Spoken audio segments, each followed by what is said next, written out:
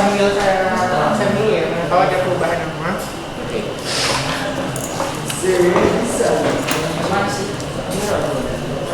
Kelas 10C, Farhan ada? Dia. Rizky Setiawan? Ada. Itu kelompok 2. Kemarin ada saya buat lagi yang baru. Kemarin udah bisa. Yang kemarin. Kelas 11 nya nih. Yang kemarin. Yang hari apa masuk hari Kamis.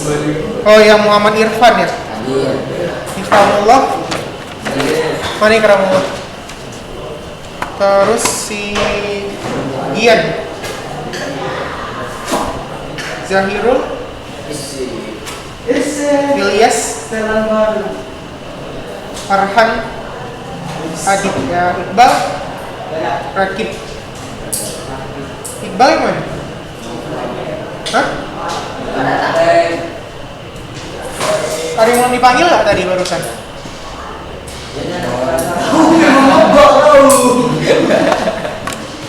Kok bisa masuk sih anak ini? Muhammad Revan. Tulis namanya di samping aja ya. Namanya Revan. Dibuka dia maskernya.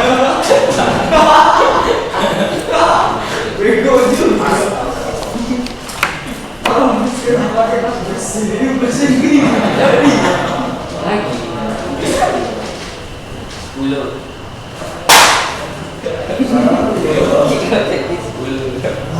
Cepat. Ini ke Indo ya.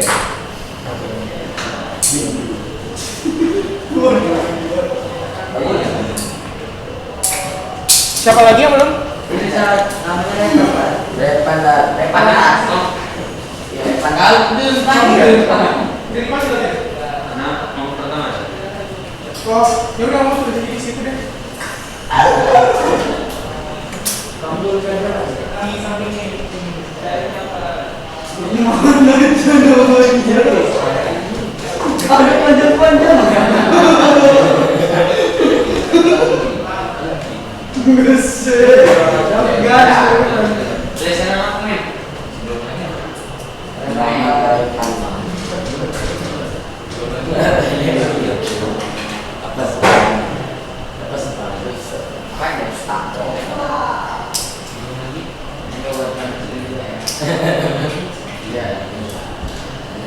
Apa duit lagi?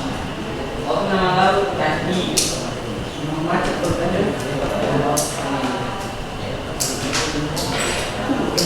Senang.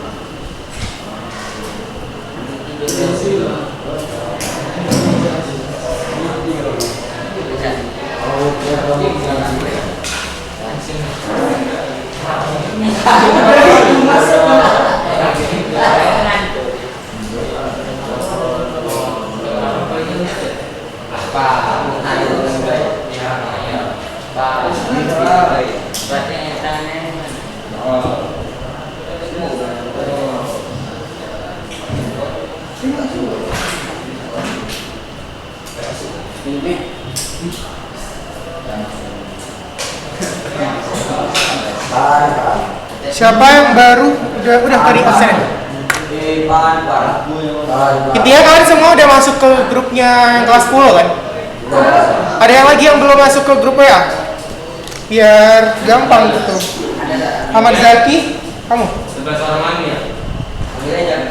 Lukman, satu lagi Soleh. Revan dulu. Paling besar kok. Mending dia sore kosong ya.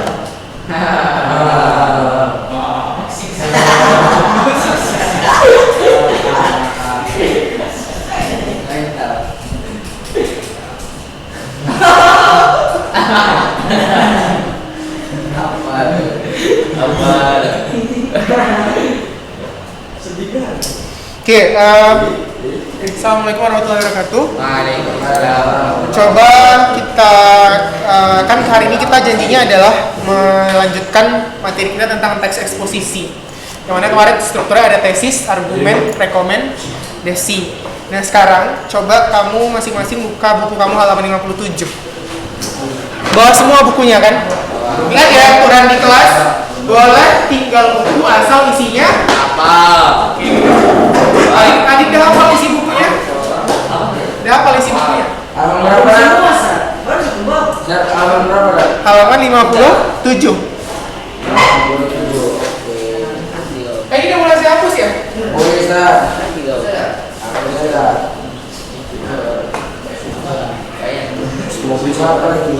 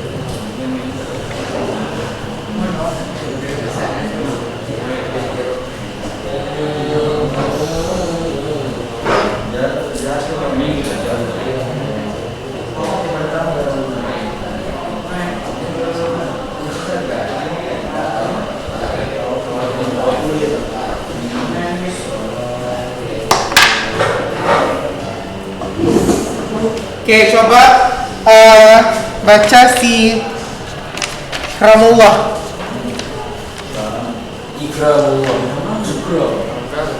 Halaman 57. Di mana ya? 38. Ya, 56-nya dulu. Ih, cewek. Pembangunan itu tidak? Ya, pembangunan dan bencana lingkungan. Pembangunan dan bencana lingkungan. Bumi saat ini sedang menghadapi sebagai masalah lingkungan yang serius. 6 masalah lingkungan yang utama tersebut adalah ledakan jumlah penduduk, penipisan sumber daya alam, perubahan iklim global, kepunahan tumbuhan dan hewan, kerusakan habitat alam, serta peningkatan polusi dan kemiskinan. Dari hal itu dapat dibayangkan betapa besar kerusakan yang terjadi karena jumlah populasi yang besar. Oke, cukup. Jadi kan kemarin ada kita bahas bahwasannya dalam si eksposisi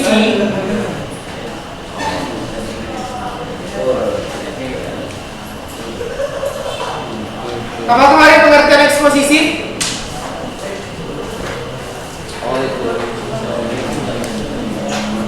Coba Iqbal, apa pengertian eksposisi? Ada? Si Ragib ada?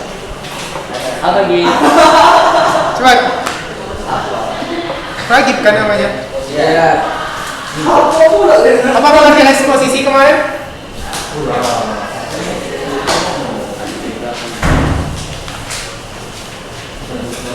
Eksposisi berarti artinya dia memaparkan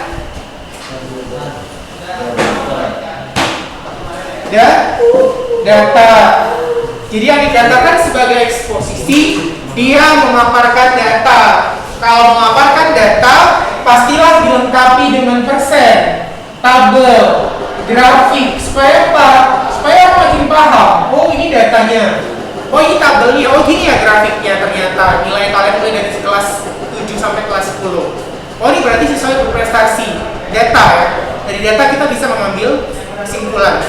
Nah, lantas eksposisi tadi punya beberapa cara kerja atau cara berpikir yang kita sebut sebagai struktur. Dimulai dari tesis, argumen, dan rekomendasi. Ya. Nah, yang dibaca sama si Ramullah tadi, yang di awal, kan ada katanya bumi saat ini sedang menghadapi berbagai masalah lingkungan yang serius. 6 masalah lingkungan yang utama tersebut adalah ledakan penduduk, penipisan sumber daya alam, perubahan iklim. Kan ada 6 ya. Nah, itu namanya tesis kuantitatif. Jadi, tesis ini kan basisnya pendapat. Pendapat ini tuh ada dua tipe. Ada yang tipenya kuantitatif, ada yang tipenya kualitatif. Kuantitatif kuantitas, berarti bisa dihitung 1, 2, 3. Kuantitatif berarti dapat dihitung. Ya, seperti itu tadi contoh tesis kuantitatif. Bumi sedang mengalami 6 masalah lingkungan: penipisan sumber daya alam, gelombang ozon, banjir, tanah longsor. Nah, itu berarti kuantitatif. Kalau tesis tipe kualitatif berarti melihat kualitas. Kualitas nggak bisa dihitung loh. Jadi kualitas itu bisa dapat dihitung. Contoh degradasi moral atau penurunan nilai moral. Kita nggak bisa tahu. Indonesia misalnya dibilang degradasi moral remaja Indonesia. Sebagaimana yang dikatakan penurunan moral? Apakah dia tidak datang ke sekolah itu tidak bermoral? Apakah dia main game 12 jam sehari tidak bermoral? Apakah pergaulan bebas yang dimaksud tidak bermoral? Maka dia ada acuannya, gitu ya. Kalau di negara-negara maju, mereka lebih fokus pada kualitas daripada kuantitas. Tapi kalau negara kita lebih ke kuantitas ya, sepertinya. Biar aja dia nggak bermoral, yang penting nilai rapotnya tinggi. Kan gitu kalau Indonesia. Biar aja nggak bermoral, yang penting dia nilai UN tertinggi kedua di Indonesia. Terserah dia mau merokok, mau dia pergaulan bebas, yang penting nilai UN-nya tinggi deh. Gitu kalau Indonesia. Kalau di luar enggak. Biar aja belajar 5 jam sehari, yang penting dapat, yang penting dia bermoral, yang penting dia tahu etika dan adat. Coba lihat Jepang. Jepang itu mulai dari kelas kalau kita ya kelas 1 SD sampai kelas 6-nya, mereka nggak ada belajar apapun loh. Mereka cuma memang ada belajar baca hitung sederhana, tapi yang paling diapakan itu adalah etika. Kayak mana cara hormat sama orang tua, gimana budaya antri, gimana caranya kita kalau misalnya mengajukan berkas ke orang lain. Makanya pelajar-pelajar Jepang SD itu udah hormat aja, jumpa guru di jalan gimana. Tahu mereka etikanya. Saya pernah dulu pertukaran pelajar ke Jepang. Dia tahu saya Muslim. Jadi dia ambil biji-bijian gitu di halaman dia, digongsengnya supaya jadi minyak, baru digorengnya lah untuk saya goreng telur. Saking dia menghargai saya sebagai Muslim, dia takut ngasih minyak makan dia, takut haram gitu. Gitulah dia mempelajari Islam itu gitu ya. Jadi kita kadang-kadang yang orang Islam malah malah sembarangan gitu, makan sembarangan. Mereka aja yang di luar Islam masih menghargai kita. Gitulah etikanya si Jepang. Ya bukan saya memuji gitu ya, tapi Indonesia enggak. Biar aja yang penting nilainya tinggi gitu kan. Biar aja dia apa? Kita lebih milih gini. Datang pagi jam 7 masih ngantuk-ngantuk, anaknya belum sarapan. Pokoknya datang pagi itu SC-nya rajin lah. Pulang nanti jam 3 sore, jam 6 sore gitu kan. Terserah, pokoknya pergi pagi pulang sore. Nggak penting kualitasnya gimana. Mau masuk dia, mau dia tertidur di kelas, mau keluar chestnya gitu kan. Nggak peduli, gitu. Indonesia kan gitu. Yang penting dalam laporan dinas datang jam 7, pulang jam 6 sore. Kalau dia Finlandia atau di Jepang atau di Amerika nggak seperti itu.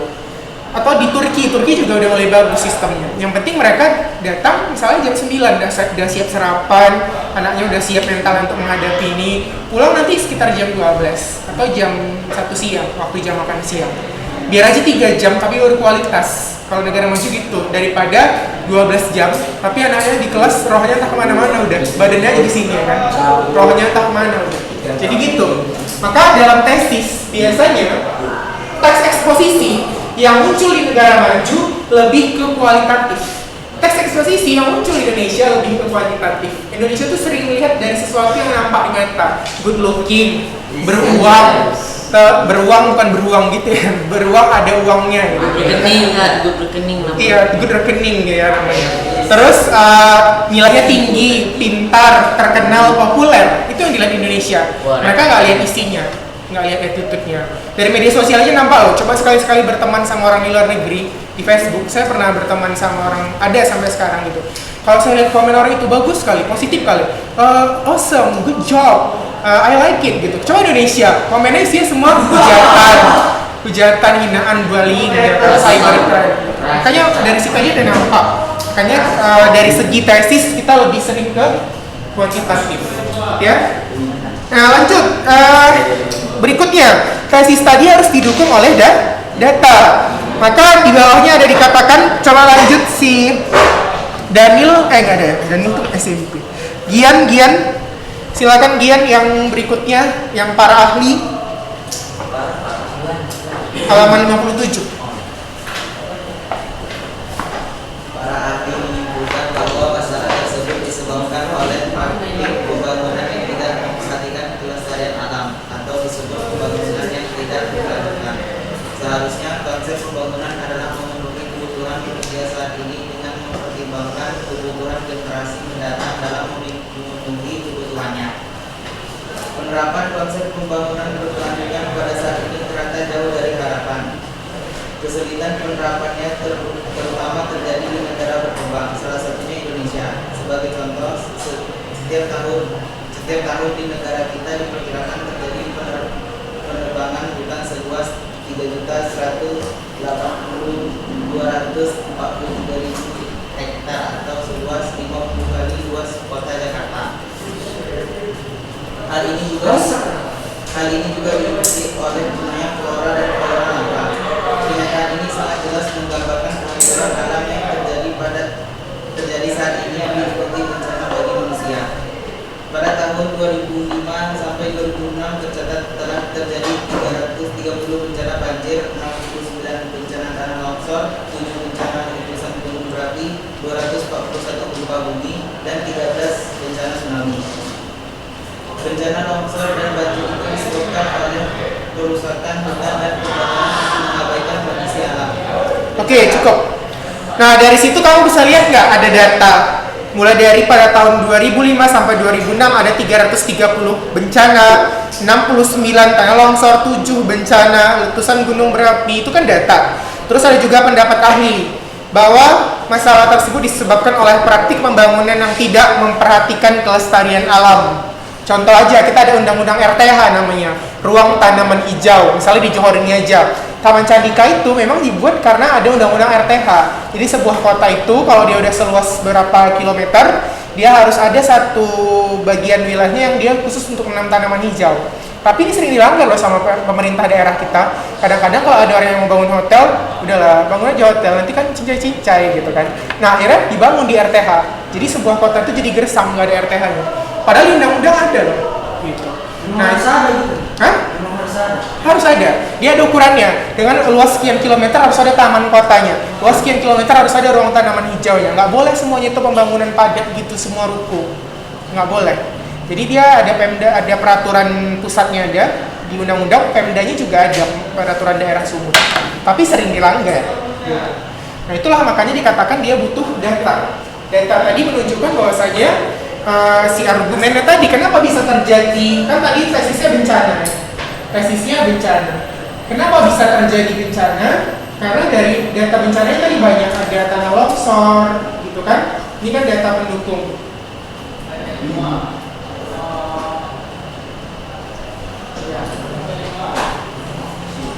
Terus dia disebabkan oleh pembangunan yang tidak memperhatikan alam atau tidak memperhatikan lingkungan. Saya buat gini aja ya, yang singkat. Pembangunan minus lingkungan. Artinya pembangunan yang tidak pro sama kesehatan lingkungan. Contoh, bangun pabrik karet di pemukiman.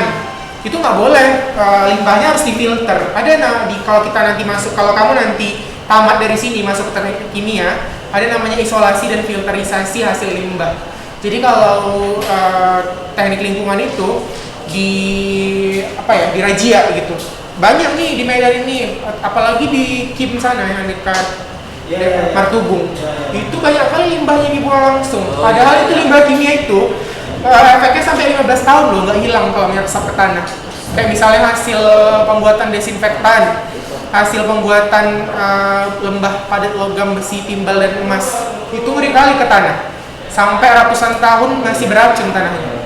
Makanya harus difilter, ada alat filternya. Tapi kan mahal. Namanya Indonesia kan biasa, yang penting murah, meriah, untung banyak. Nggak tahu dia efeknya sama alam.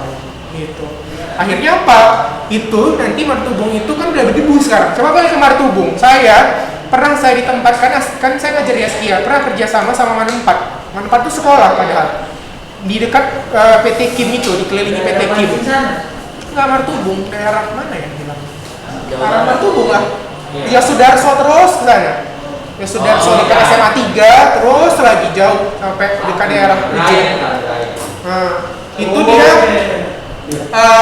sampai 10 tahun nanti bakal ada loh efeknya sama siswa di sana. Saya aja ngajar di sana 3 bulan, saya kena sinus langsung, saking debunya ngeri kali. 3 bulan cuma saya ngajar di sana. Langsung saya cek ke rumah sakit, kenapa sering batuk-batuk, flu gitu kan, kena sinus saya. Gara-gara debu di Martubung. Karena debunya itu nggak sekedar debu, tapi ada kandungan apanya? Logam, timbal. Timbal itu ngeri kali loh untuk paru-paru, lebih ngeri daripada COVID. Selama ini kenapa pemerintah sibuk kali bilang pakai masker, jaga jarak? Itu yang PT Kim selama ini bikin keracunan paru-paru anak-anak di mana empat, kenapa nggak jadi bahan pemerintahan daerah? Gitu. Jadi itulah fokus kita itu masih pada ke yang nampak. Karena kan gini, kalau PT Kim dapat, saya bukan menjelek-jelekkan ya, kalau misalnya mereka dapat untung, pasti kan pajaknya kemana? Ke pemerintah daerah. Oh iya, selama pajaknya besar oke lah. Padahal itu berapa loh pelajar di mana tempat itu yang tiap tahunnya teracuni. Mereka 3 tahun di sana. Saya 3 bulan aja udah kena sinus. Mungkin sekarang nggak nampak nanti gitu kan. Berarti aset bangsa banyak yang dirusak gara-gara apa? Gara-gara regulasi pembangunan yang minus lingkungan tadi. Sederhana kayaknya sih. Tapi kalau bayangkan ada 694 calon regenerasi Indonesia yang bakal kena penyakit paru-paru di masa depan. Berapa biaya satu orang untuk mengobati penyakit paru-paru? Katakanlah sepanjang hidupnya ada sekitar 100 juta kali 600, 100 juta kali 600 siswa atau 600 orang. Berapa triliun negara itu harus mensubsidi? Gimana BPJS nggak bangkrut? Gitu. Artinya kenapa kita banyak masalah? Sebenarnya masalah regulasi. Regulasi kita nggak bagus. Mau BPJS kayak manapun kita lancar bayarnya, kalau regulasinya kayak gitu tetap aja bangkrut. Gitu. Padahal itu PR gitu kan. Tapi ya gitulah Indonesia tadi. Akhirnya kita harus ada rekomendasi ya. Apa itu solusi? Nggak bisa didiamin aja loh, gitu kan? Mungkin sekarang masih di Martubung, lama-lama beralihkan ke daerah-daerah lain di Kota Medan. Kalau ada RTH, ada penyaringan, timbal itu dia kan ngalir ke udara. Maka di sini katanya apa? Menurut tim ahli Pusat Penelitian dan Pengembangan Sumber Daya Air, penyebab utama banjir di Jakarta adalah pembangunan kota yang mengabaikan fungsi resapan air. Jadi ditimpa aja sama ruko, nggak ada gorong-gorong untuk air hujan, gimana nggak banjir gitu kan? Akhirnya debit hujan tinggi, terjadi banjir. Masalah lingkungan di atas merupakan masalah serius yang harus segera diatasi, meskipun tidak mungkin mengatasinya karena masalah utama tersebut setidaknya harus dicarikan solusi untuk mencegah buruknya kondisi bumi. Ya paling nggak dari kita sendirilah, buang sampah pada tempatnya. Terus kalau pergi-pergi harus pakai masker. Pakai masker bukan karena COVID aja. Kalau ke daerah-daerah yang seperti saya bilang, pakailah masker. Kalau nggak nanti udah besarnya kena sinus, paru, apa segala macam. Nggak bisa lo masuk ke dinasan kayak Akpol, TNI. Sekarang mungkin nggak terasa, nanti waktu dicek kesehatan baru dia terdeteksi. Banyak tuh TNI nggak lulus, badannya bagus, larinya kencang. Tapi begitu masuk Akpol, gugur di tes kesehatan. Kenapa? Paru-parunya bermasalah. Nggak pernah merokok padahal. Gitu. Tapi karena lingkungan tadi. Gitu. Jadi itu diperhatikan. Kadang-kadang yang kita rasa sepele ternyata dampaknya besar sama masa depan. Bayangkan aja kita udah lulus tes tulis, udah lulus tes psikotes, udah lulus wawancara, pasti kesehatan gagal. Kan sedih kali. Capek loh perjuangan tes itu. Stan juga banyak gitu loh. Udah mati-matian belajar setahun bimbel ini ngerjain soal apa, pasti kesehatan gagal. Jadi harus diperhatikan mulai dari sekarang sehatnya ya. Itu dia untuk teks eksposisi. Mau memaparkan data kan? Ada solusi kan? Datanya apa tadi? Ada solusinya, ada pendapatnya. Yang mana bentuknya ada 2. Oke? Ada pertanyaan nggak untuk strukturnya? Ada? Kalau nggak ada coba dicatat biar saya parah di buku catatannya. Udah dipisah nggak buku catatannya? Belum. Oh. Bisa nanti ya? Kalau bisa. Kalau nggak bisa, dipisah buku latihan dan catatannya. Oh, bisa lah. Kalau nggak bisa harus bisa.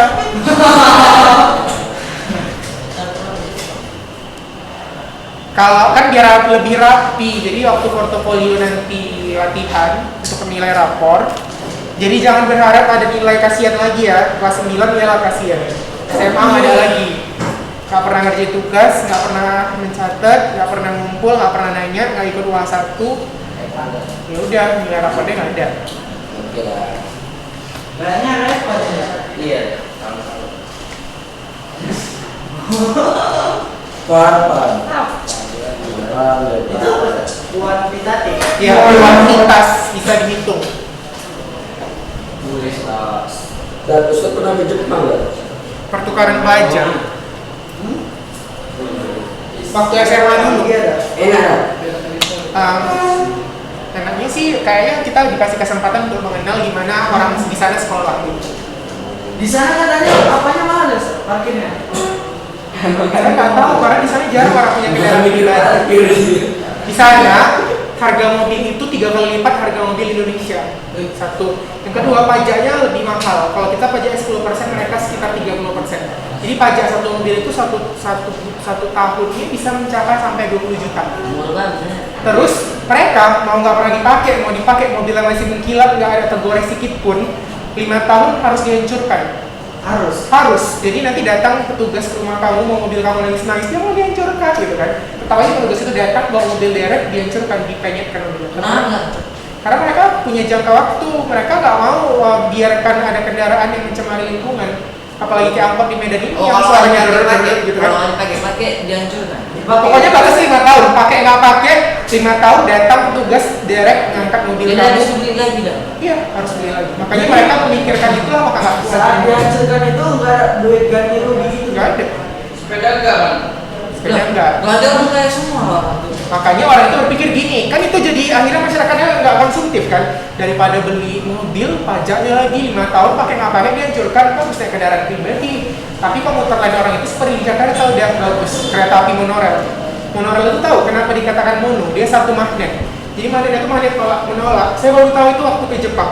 Jadi kereta apinya itu sebenarnya ngambang di atas tanah. Nggak pakai roda lagi gitu. Enggak, kayak Harry Potter gitu loh. Jadi dia ngambang. Makanya dia bisa cepat karena nggak ada gaya geseknya sama tanah. Jadi dia begitu naik kereta Tapi api, kenapa bisa seimbang? Karena kalau gaya itu kan ada apa sih apa? iya, tapi kan ada hukum magnetiknya. Diletakkanlah magnetnya itu sedemikian rupa supaya gaya magnetiknya tidak melenceng. Terus mereka pakai bracket, lembaga yang sering dipadatkan itu bahan bakarnya. Jadi dia lebih efektif pembakarannya. Jadi nggak ada istilah mesin itu berhenti. Kereta Iya. Isi minyak Kereta juga dihancurkan per 5 tahun sekali. Sepeda motor ya, bukan kereta. Sepeda. Berarti kalau sepeda aman. Sepeda aman karena dia tidak bermotor. Di undang-undang mereka yang bermotor maksudnya menggunakan mesin. Itu kalau yang mana? Hah? Ini kereta. Nggak stabil kali kayak di dalam pesawat loh, ada suaranya. Set gitu. Nggak kayak kereta api kita berujuk gitu kayak menggiling padi gitu kan. Kalau di sana nggak stabil, terus orang-orang di sana itu budaya antri, budaya ini yang nggak ada desak-desakan. Kartunya itu murah. Kita beli cuma seharga kalau dirupiahkan sekitar 13.000, itu bisa keliling Tokyo. Iya, bisa keliling Tokyo. Naik komuter lain. Oh iya saat itu juga. Nanti dikembalikan kartunya. Coba orang Medan disimpan di kantong kayak pulang ya kan. Kalau Jepang nggak, begitu diambil kembalikan itu antri berderet gitu, nggak ada yang keluar dari Orang itu pasar. punya rasa takut. Indonesia tak ada rasa takut. Bukan, mereka punya kesadaran moral. Terlalu bodoh. Nanti yang belajar di lampu merah itu pelajar-pelajar pada pegang buku loh. Saya aja kok kesana ini rajinnya. Ya, Kan lampu merah di jalan, lampu merah di sana kan kayak di sini desak-desakan langgar aja. Lampu merah paling mobilnya 2-3 gitu kan, terus ikuti lampu begitu merah tetap berhenti pas di belakang garis. Terus orang itu sambil nyebrang sambil megangin buku rata-rata pelajarnya. Kayak di sini nggak di film. Di sini kan lampu merah, di sini garisnya kalau bisa di atas lampu merahnya di sini lah orang itu. cakep kotor langsung. Bang lampu merah loh, aku mau tahu gitu ya kan kalau di jalan ini. Tegur dia yang mau bicara. Gitulah tertibnya negara itu. Jadi saya nggak heran yang pelajar mereka itu pintar, memang dari segi budaya. Terus saya pernah mau masuk aja saya ke kelas Milonong gitu kan saya gabung nih sama orang itu seragam saya beda sendiri dari Indonesia. Karena itu kan pakai jas gitu, saya pakai baju tebal gitu karena dingin. Terus di depan pintu itu saya langsung masuk ke kelas. Kalau di ruangan yang saya masuk aja orang itu pada liatin saya kan, salah aku apa gitu. Rupanya mereka nggak boleh masuk kalau gurunya belum masuk. Jadi orang tuh nunggu di depan pintu, datang saya dengan nggak ada etikanya tadi. Langsung masuk, saya orang ini kenapa nunggu di luar gitu ya. kosong masih ruangannya, jadi saya duduk gitu. Rupanya dibilang gurunya lah pakai bahasa Inggris kan. Kalau di Jepang masuk itu harus tunggu senseinya dulu kan. Ngerti nggak bahasa Inggris? Bahasa Inggris. Ngerti lah, kalau bahasa Inggris saya ngerti. Tapi jadi guru BK. Bahasa Indonesia juga teks kami itu tebal-tebal segini loh, kuliah bahasa Indonesia. Yang pikir modulnya bahasa Indonesia enggak loh. Kami misalnya belajar sintaksis gini, Bahasa Jepang ngerti? bahasa Inggris sedikit. Inggris gini. Daripada Jepang saya lebih ngerti bahasa Perancis karena waktu SMA dulu saya belajar bahasa Perancis sama Inggris. Saya kurang Kuliah ngerti jurusan apa kan? Hah? Jurusan apa kuliahnya? bahasa Indonesia. Tapi modulnya bahasa Inggris, terus kami juga ada belajar matematika sama kayak SMA juga. Cuman kapasitasnya lebih tinggi di Matematika. Bahasa Prancis itu apa sih? Enggak, bahasa Kinasi, tambahan. kinasi. Kalau saya kan tambahannya Arab. Saya dulu nggak pernah tahu bahasa Arab. Saya tahu bahasa Arab itu cuma rumahin buah anggur. Selebihnya saya nggak tahu. Terus saya tambahin dulu Prancis. Saya nikah. Jadi bahasa Perancis. Excusez-moi to parler français. Kalau misalnya kita mau bilang bahasa Inggris, bilang saya mau bahasa Prancis, kan excuse me. Kalau mereka excusez-moi. Excusez-moi to parler français. Kalau misalnya bahasa Inggris kan how are you? Kalau mereka comment vous avez. Umur saya berapa tak? 28. Kenapa? Oh enggak, kau nggak nikah tak? Bukan nggak nikah, belum nikah. Iya, kenapa? Nantilah pada waktu yang tepat. Sama luar negeri lah. Ikram katanya ada mata Arab biasa. Aduh. Ya nggak apa-apa, kalau rasanya bisa. Tapi tunggulah taman SMA dulu. Nanti nggak dapat KTP, nggak bisa buat buku nikahnya. Kalau kata Ikram, ada kartu pelajar kok.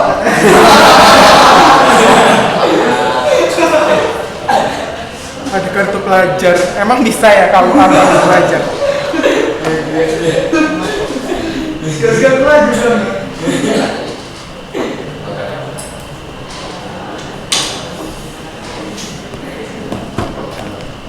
Boleh nikah muda sama siap.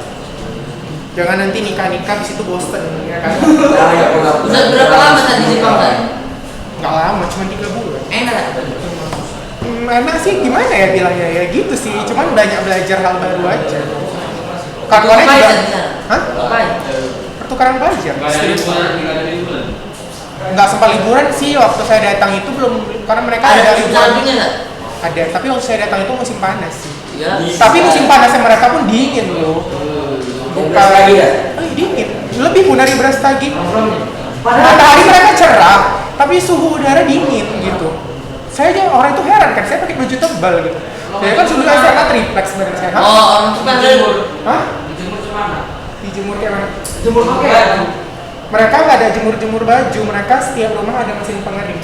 Jadi siap cuci, pakai masukkan mesin pengering langsung pakai lagi. Nggak ada wilayah kayak kita kan jemuran di mana-mana terbang-terbang sana dalamnya gitu kayak. Berarti kalau makan, Ustaz, orang sana bisa bahasa Inggris semua. Bisa rata-rata walaupun bahasa Inggris mereka mendoa Jepang gitu. Kan mereka bilang how are you gitu kan, how are you gitu, dia ngomong gitu, tapi ya kita ngerti lah. Karena dia masih lidahnya kan cewek orang Jepang itu. berapa orang Ustaz? Berapa orang di sana? 2 orang cuman. Waktu itu saya berdua, tapi kawan saya, kami satu apartemen sama kawan saya itu, tapi dia beda sekolah. Cewek tak? Cowok lah. Itu pun beda kamar, cuman satu apartemen aja, beda kamar, satu apartemen, satu kamar satu orang gitu. Terus dia di exchange-nya ke sekolah yang berbeda, cuman deket-deketan sih wilayahnya. Naik apa Ustaz? Maksudnya? Naik apa Ustaz? Ke Jalan. sekolahnya? Ke sekolah? Iya. Ke sekolahnya naik komuter lain itu. Kereta Kayak api. kereta api, tapi namanya komuter lain. Dia kereta api monorail. Keren juga yang bilang. Berapa lama? Bedanya itu Pak. 3 bulan aja. Enggak sekolah. Jaraknya cukup jauh tapi bisa cuma 12 menit sampai sekolah.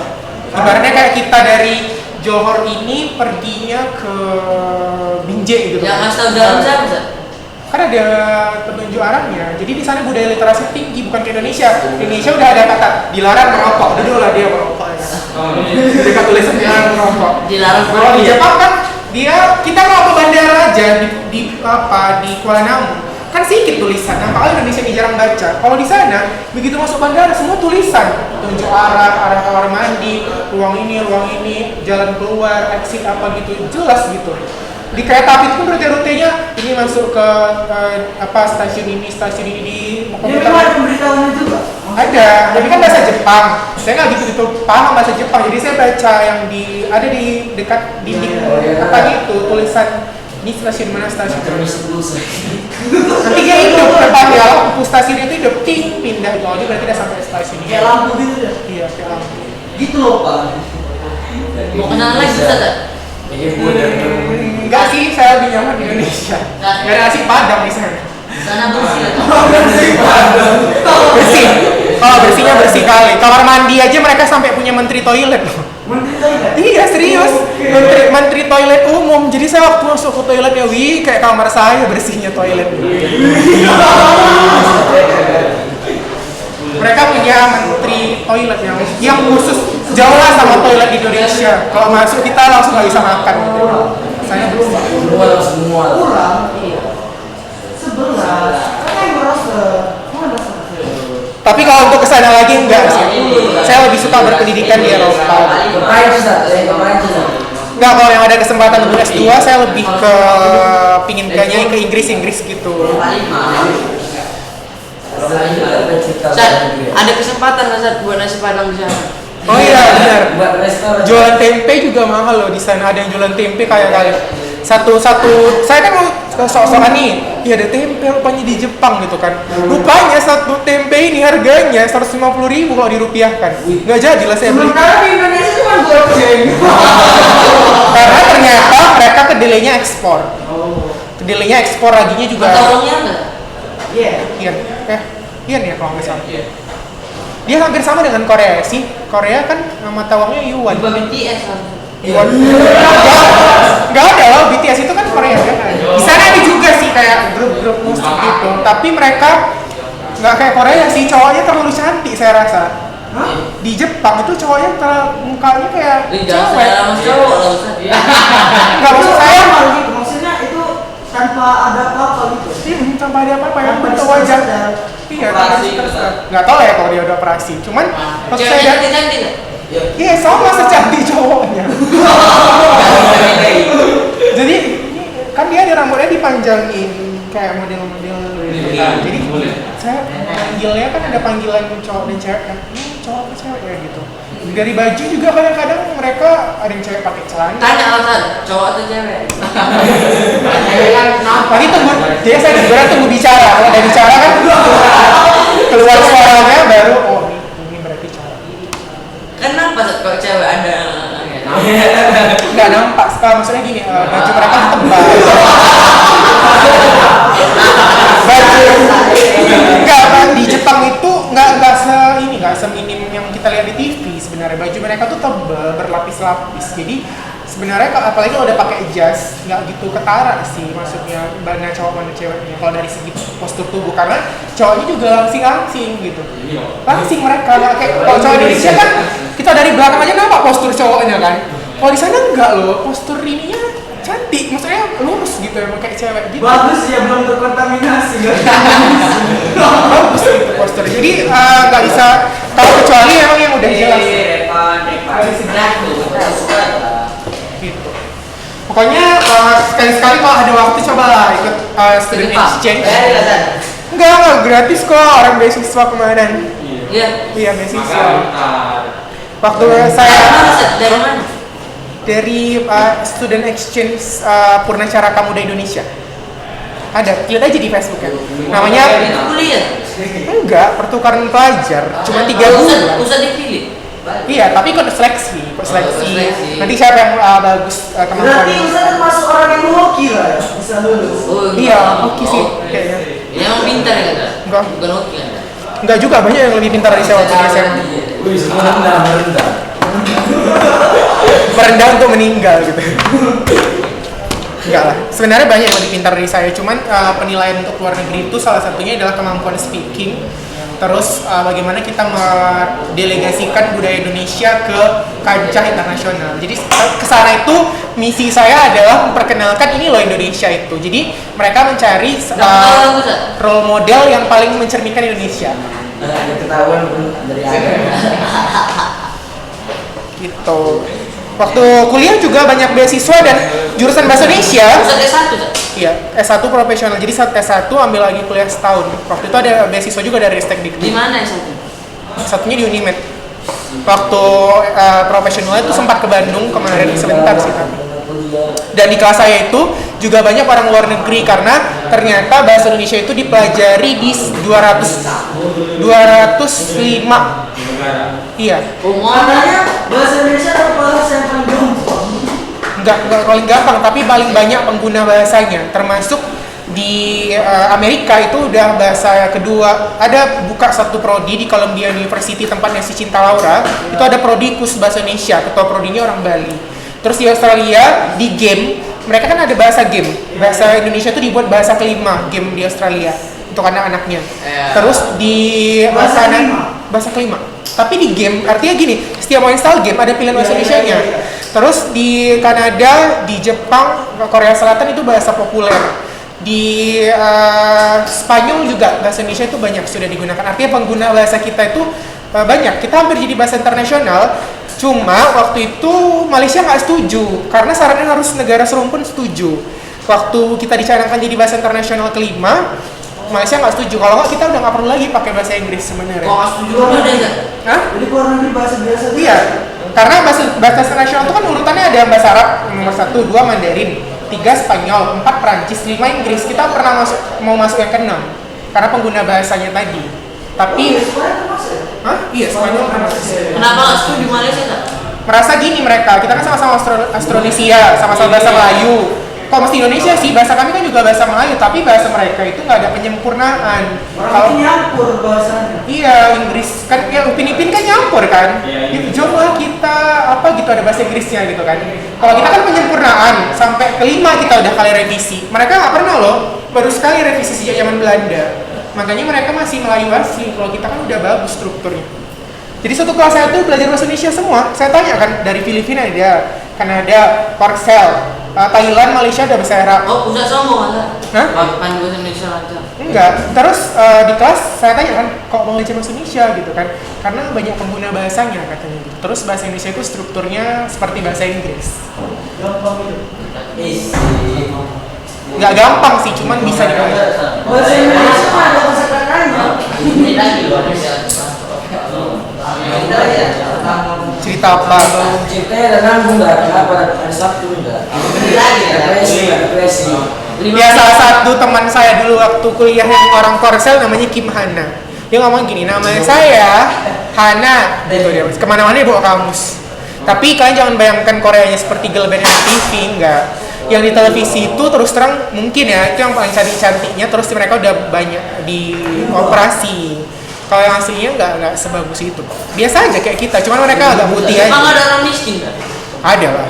Cuman miskinnya mereka masih miskin-miskin nggak gelandangan, masih miskin-miskin tertata. Orang itu miskin, Indonesia ini orang kaya, percayalah. Karena ada peraturan begini, pada limit harta sekian mereka harus sumbangkan ke negara, maka mereka tidak berlomba-lomba mencari uang. Kalau kita kan enggak, bisa nanti tetangga sebelah pendapatannya 1 bulan 100 juta, 200 juta, yang sebelah pendapatannya 300.000. Gini kali kan, rumahnya pun satu kayak istana megah gitu, satu lagi kumuh kali gitu. Di sana nggak ada, rata. Oh, karena yang pendapatan ini disumbangkan. Iya, pokoknya kalau pendapatan kamu di bank kan dicek orang itu pendapatannya berapa. Kalau misalnya limitnya kalau nggak salah saya sekitar 500 juta atau berapa gitu. Kalau dirupiahkan, kalau lewat dari itu di bank tabungan dia diambil negara, disumbangkan ke rakyat yang kurang mampu atau yang tabungannya sedikit. Sehingga mereka rumah itu tidak ada beda satu megah kali satu jelek kali. Kalau kita ke jalanan Jepang ya udah rumahnya sama semua, kurang lebih nggak mirip lah gitu. Terus yang miskin nggak ada, miskin kali, yang kaya juga nggak ada, yang mewah kali kayak anak sultan nggak ada, yang kayak HP iPhone-nya sampai 7 gitu nggak ada. Ya udah mereka yang kaya tetap sederhana, yang miskin juga nggak kayak orang yang ada gelandangan. 500 juta tabung bank yang lainnya disimpan yang nggak ketahuan. Pasti ketahuan karena ahli Intel dan pajak Jepang itu nggak seperti Indonesia. Mereka bahkan lihat orang itu pakai kecerdasan buatan, tahu mereka lagi ngapain. Itu dari jauh. Keren lah pokoknya sistemnya. jauh dari Indonesia. Mereka rapat DPR aja ada kamera kecerdasan yang mendeteksi mereka sedang main handphone atau enggak. Di kelas mereka boleh bawa handphone, tapi kamera CCTV kelasnya bisa mendeteksi siswa mana yang fokusnya 80%, 70%, 50% dari kecerdasan buatan. Misalnya kamu gini di kelas kan belajar, ini kan natap saya semua kan, tapi saya kan nggak tahu nih yang mana otaknya full ke saya mana enggak. Mereka punya kecerdasan buatan untuk mendeteksi siapa yang fokus siapa yang enggak. Itu dia nanti dilaporkan ke orang tuanya setiap bulan supaya jadi bahan pertimbangan. Dan orang itu tersinggung kali loh kalau misalnya anaknya dibilang nggak fokus. Mereka menganggap kalau nggak fokus tuh kurang gizi gitu. Iya, kurang vitamin berarti anaknya. Maka mereka merasa kayak teguran yang gimana kali gitu kalau anaknya dibilang nggak fokus sekolah. Gitu. Makanya di sana rata-rata kalau udah mulai pelajaran ya udah mulai. Bukan kayak kita, mulai pelajaran ada nanti yang live di IG ya kan. Kalau Indonesia kan gitu. Indonesia Populer pada ibu kurang fokus. Iya pak, di rumah ibu. Gerangan kuah. Malah curhat dia. benar Indonesia mau masyhur ada masalah pribadi. Beda, saya bukan menjelek-jelekkan Indonesia, cuman waktu saya pertukaran pelajaran itu saya melihat banyak perbedaan dari regulasi. Kenyataan. Bahkan itu kayak tadi, jadi akhirnya gini, orang gak ada yang korupsi karena gini, ngapain juga aku korupsi, toh kalau udah aku lebih dari 500 juta diambil negara juga gitu kan. Berarti diambilnya tanpa izin. Maksudnya langsung diambil cep gitu. Ada pemberitahuan, tapi langsung pemberitahuan sekaligus dipotong. Jadi saya, Bapak ini, Pak, tabungan Bapak berdasarkan undang-undang negara sudah melewati limit, maka akan kami sita sekian won gitu, atau sekian. Pindah Jepang aja. Makanya mereka kalau kita kan nggak beli emas banyak-banyak, tabung uang sampai bermiliar-miliar, tanah sampai berapa. Kalau mereka nggak, asetnya dihitung. Lebih dari limit sekian, sumbangkan atau ditarik negara gitu. Jadi mereka nggak ada korupsi, karena ngapain juga korupsi, toh bakal diambil negara juga. Yang miskin pun nggak ada yang miskin-miskin kali, disubsidi. Miskin sana kaya raya di Indonesia ada. 2 menit lagi ya. Ada di tahun milik saudara. Jahat ya. Iya, akar. Apaan sih? Kita pulang pukul berapa sih? 40. Kok 2 menit pulang? Gila ya kau. 2 menit lagi. 3. Malah beda 1 menit dia mau keluar lagi. Kenapa? Mau mabar? Mau Tiga. Apa? Pondok mana? Oh, kamu anak pondok? Enggak, kasih enggak aja ada onda. Lagi main apa dia?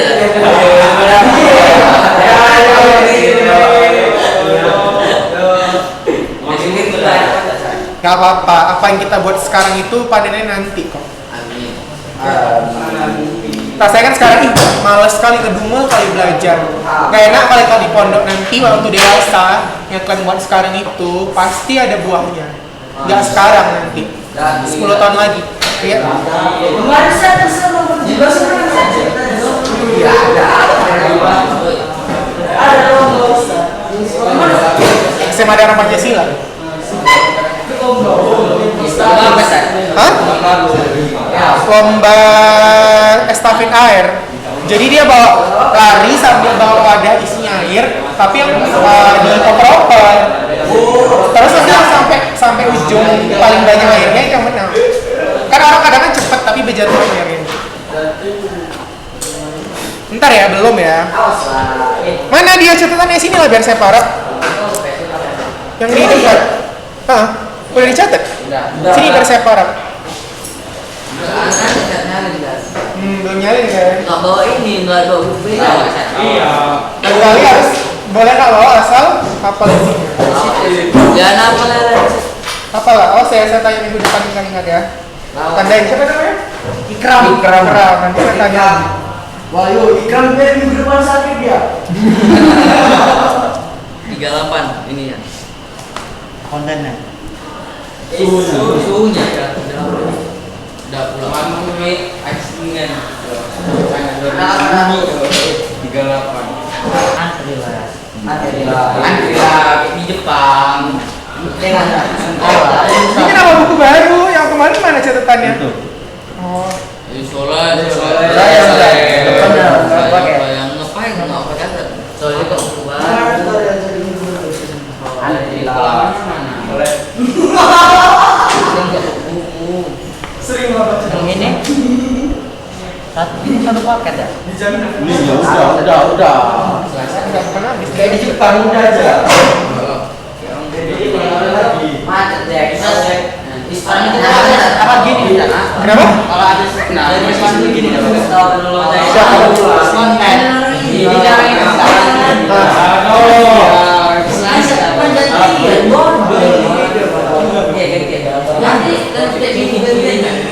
Apanya gantian? Ini mana yang mesti saya isi?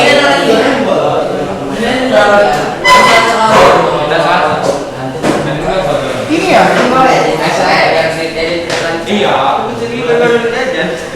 Kemarin kita konten bahasa ya?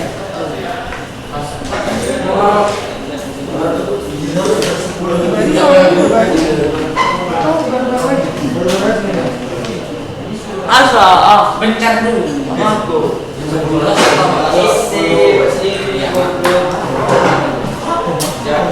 Balik Sat, boleh pulang Sat? Belum. Berapa menit lagi Sat? Ini masih nge-record terus loh, Ustaz. Udah 40.